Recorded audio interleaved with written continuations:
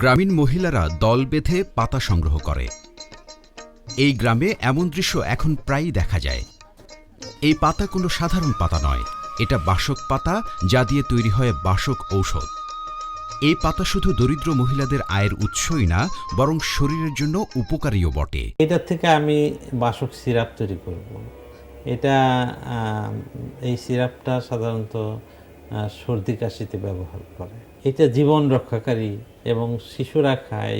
আমরা জেনুইনলি জানি যে এর মধ্যে কোনো পেস্টিসাইড নাই, ইনসেকটিসাইড নাই, ফলে বাসক ইজ বাসক। গ্রামীণ মহিলারা বাড়ির আঙিনা বা পড়ে থাকা স্থানগুলোতে খুব স্বল্প পরিসরে এই বাসক সহ অন্যান্য ঔষধি গাছের চাষ করছিল।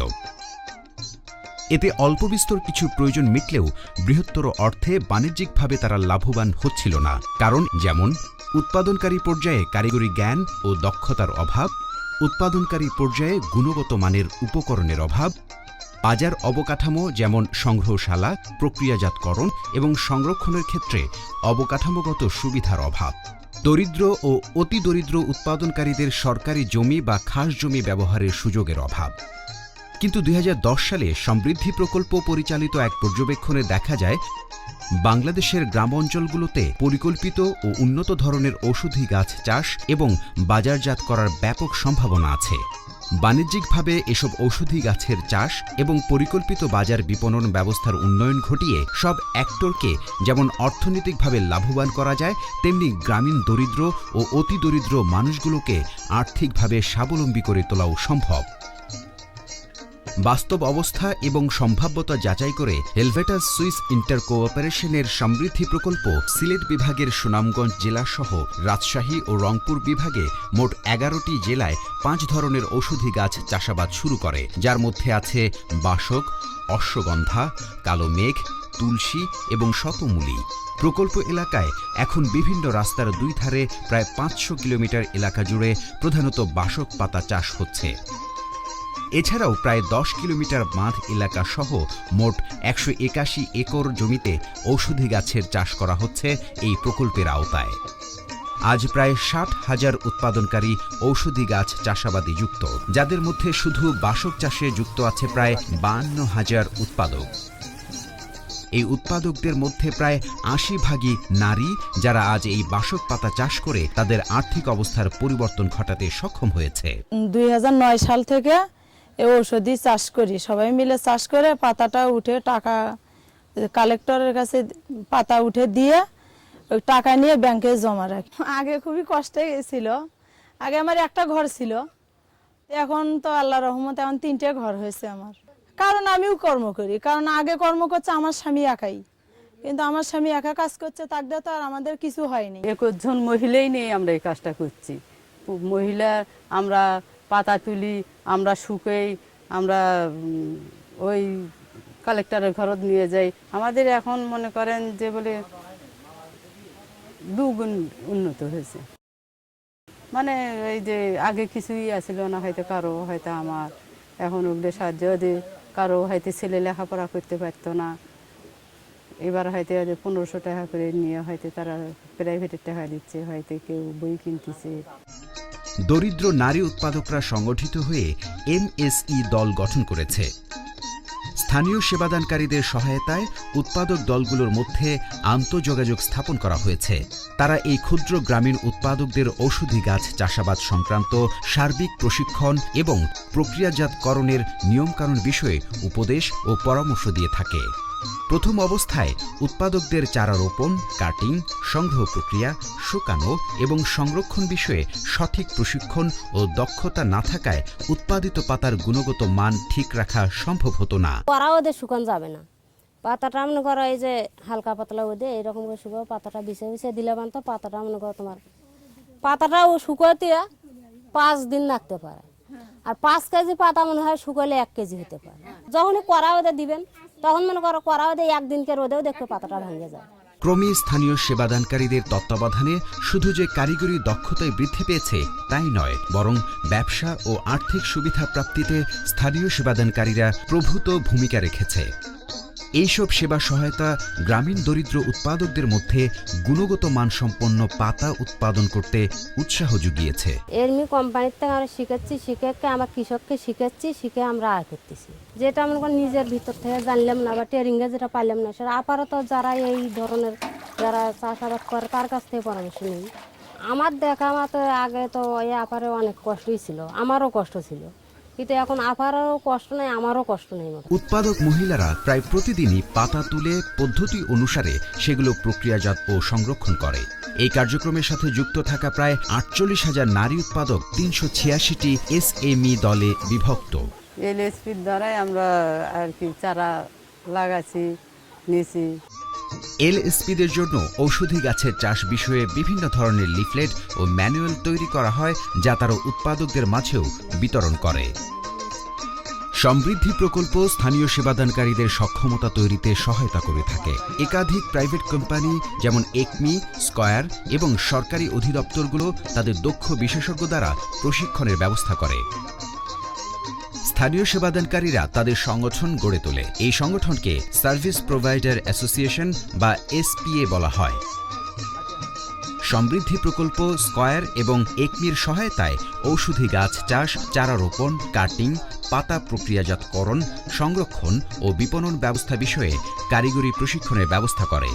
পাশাপাশি প্রদর্শনী প্লট স্থাপন, শিক্ষা সফর আয়োজন করে সেবাদানকারীদের জ্ঞান ও দক্ষতা বৃদ্ধিতে সহায়তা করে। আমরা ধরুন 2007 সাল থেকে মানে হেলভেটাসের সাথে মানে জড়িত। এখানে ধরুন প্রথম যে পাতা সংগ্রহ হতো, সে পাতাগুলি সরাসরি ধরুন মানে ওনারা এলএসপিরা আমাদের অফিসে নিয়ে আসতো। এতে করে দেখা যাচ্ছে তাদের মানে খরচটা আসলে পোষাতো না। পরবর্তীতে কোম্পানি সিদ্ধান্ত নেয় সমস্ত জায়গায় আমরা মানে নির্দিষ্ট সময়ে গাড়ি পাঠাই দিয়ে আমরা গাড়িতে করে নিয়ে আসি। এতে করে তাদের মানে যে আগে যে নিয়ে আসলে যে খরচটা হতো, এখন আর সেই খরচটা লাগতো না। ইন্টার কর্পোরেশন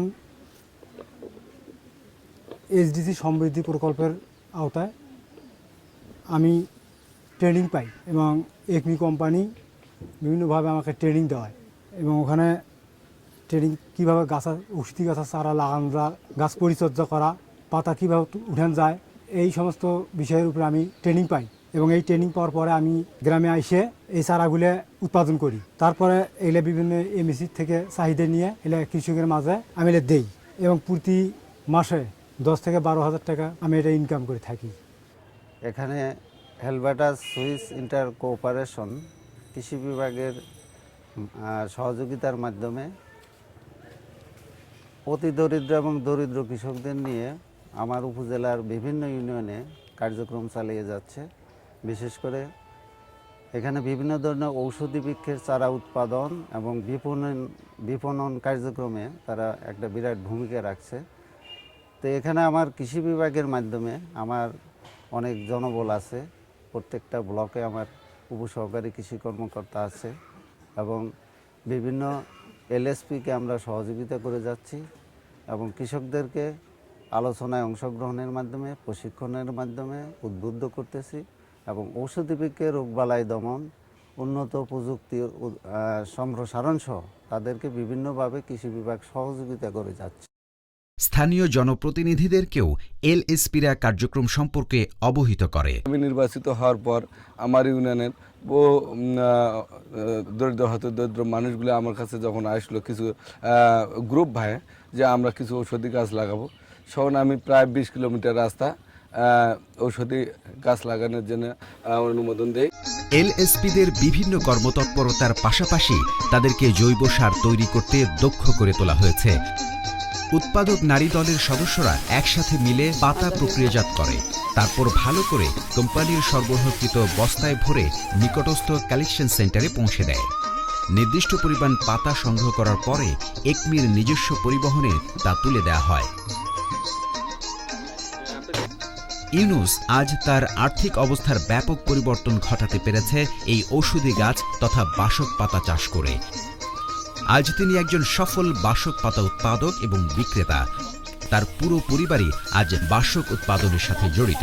14 কিলো রাস্তা আমি লিজ নিয়েছি, সেখানে আমরা এই রাস্তার 2 পাশ দিয়ে বর্তমানে এই বাসক চাষ করতেছি। একটা চুক্তি হয় ইউনিয়নেরই কতগুলো হতদরিদ্র, যেমন পরিবারের প্রধান মহিলা, এ ধরনের হতদরিদ্ররা এই গাছগুলো ভোগ করবে চুক্তির শর্তই। গত বছরে আয় হয়েছে আমার 1,65,000 টাকা। এই বছরে অলরেডি আমার 70,000 টাকা ইনকাম হয়ে গেছে, আরও বাকি বছরটা আছে। আমি আশা করতেছি এই বছরে আমার 2 লক্ষ টাকার মতো আমার ইনকাম হবে। হেলভেটাস সুইস ইন্টার কোঅপারেশন ও সমৃদ্ধি প্রকল্প 2013 সালের সেপ্টেম্বর মাসে ঢাকায় একটি জাতীয় সেমিনারের আয়োজন করে। উদ্দেশ্য ছিল মাঠ পর্যায় থেকে প্রাপ্ত জ্ঞান ও অর্জিত সাফল্যকে সকলের মাঝে তুলে ধরা। ইউনুসও তার অভিজ্ঞতা বিভিন্ন সরকারি বেসরকারি কর্মকর্তা ও গবেষকদের মাঝে তুলে ধরেন। একমি প্রকল্প এলাকা থেকে বাসক সহ অন্যান্য ঔষধি পাতা সংগ্রহ করে সরাসরি নিয়ে যায় তার ফ্যাক্টরিতে। সেখানে এই পাতা প্রক্রিয়াজাত করে তৈরি হয় বাসক সিরাপ। একমির দক্ষ জনশক্তি উৎপাদনের প্রতিটি ধাপে গুণগত মানের দিকে সজাগ দৃষ্টি রাখে।